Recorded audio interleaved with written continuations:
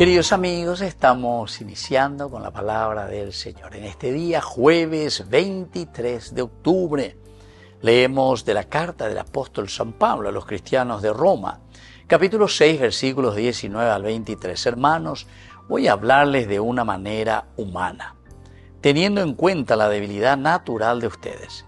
Si antes entregaron ustedes sus miembros haciéndolos esclavos de la impureza y del desorden hasta llegar a sus excesos, pónganlos ahora al servicio de la justicia para alcanzar la santidad.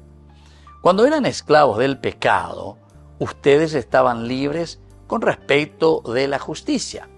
¿Pero qué provecho sacaron entonces de las obras que ahora los avergüenzan? El resultado de esas obras es la muerte.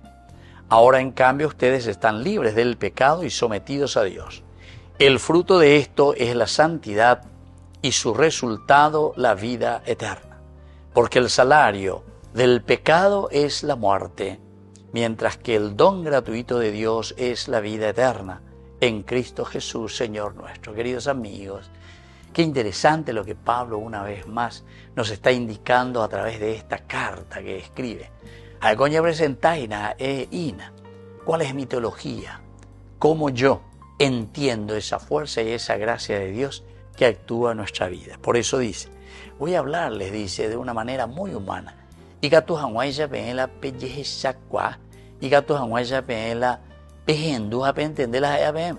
La comprensión es muy importante, queridos amigos, porque si nosotros no estamos hablando el mismo lenguaje, o sirpañan de muchas veces lo icuañan de reina la cristiano haisha.